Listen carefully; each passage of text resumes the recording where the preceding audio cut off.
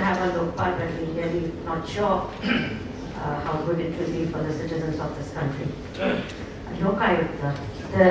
This week we heard the Gujarat High Court order confirming the appointment of Lokayukta appointed by the governor.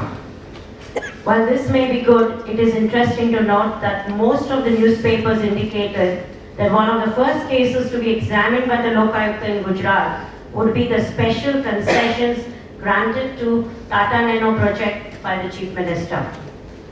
Although not many seem to know of the exact quantum of the type of concessions given, there is a general consensus among the people of Gujarat and the Gujaratis that the decision taken by the Chief Minister was good for the state.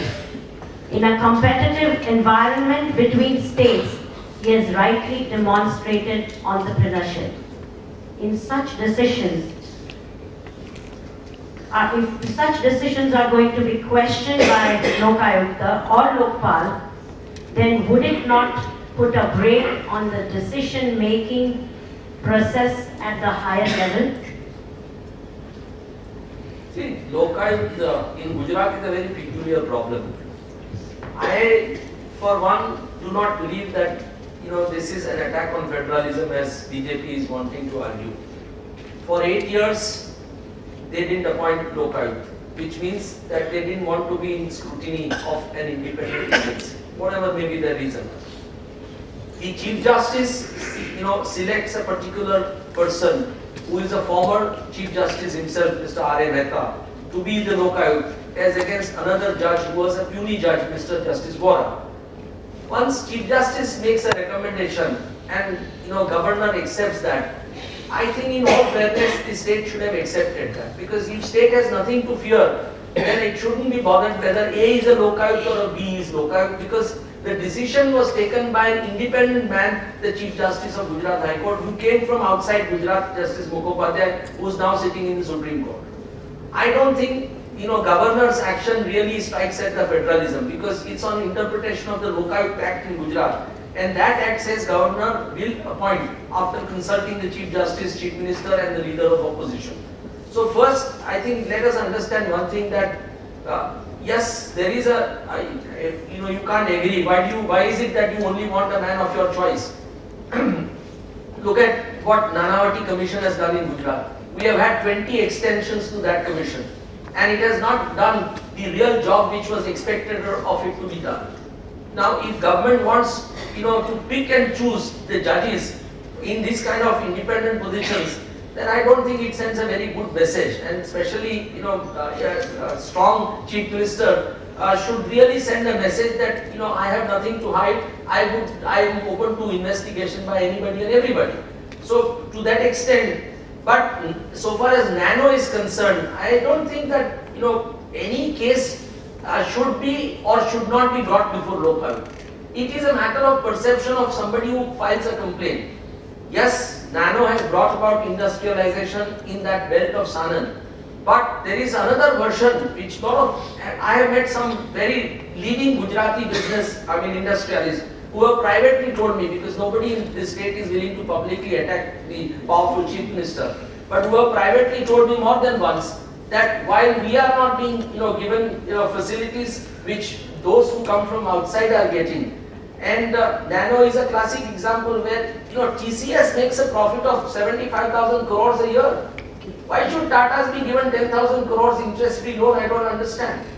As a citizen, I feel that yes, he should go out of his way to invite Tatas, persuade them, but giving them concessions, making 4-lane road, giving them 250 megawatt dedicated power project, these are concessions which every Gujarati businessman must get. Why should Tatas alone get? And what is Tatas? Do you realize one thing, that Tatas, this loan is to be repaid out of the tax that is expected to be paid from generating manufacture. Last year, out of 12 months, they were running the plant for 5 or 6 months. And the production is not even 20% of what was envisaged. So what is it that ultimately state is trying to achieve? Yes, it was a great political exercise, it was a great media exercise. But don't forget that in that exercise, sitting on the dais when the agreement was signed, was Neera Radia. So, I mean, let's be very clear why this, was signed. I have my personal views about this. I don't think that Nano should have received the kind of concessions from the state, which needs every penny. For we are a very, fortunately, Gujarat is a very rich state, but yet we need every penny that we can to give to our other businesses which need money, or to our other schools and colleges. You can't just, you have seen last week judgment in SR's case in Supreme Court. 11,000 crores of rupees are not being paid by them. And they, somehow persuaded the High Court to take a view in their favor. The Supreme Court is upset, it's saying that what is this nonsense? You can't give this kind of concessions if you have really not complied with the scheme. So I think these are issues which unfortunately, we forget to debate in an objective manner because of our political leaning in a particular fashion. I think Nano is something which requires a very close scrutiny by all of us. And I definitely I believe that Lokayut should really go into Nano and investigate as to what are the benefits to the state. I am not saying that state should not do this. Of course state must do this. State, for last 40 years we were the first state, in fact, which has made all kinds of schemes to invite investment into the state. And today Gujarat is what Gujarat, because the investment has come from non-Gujaratis. Let's understand one thing.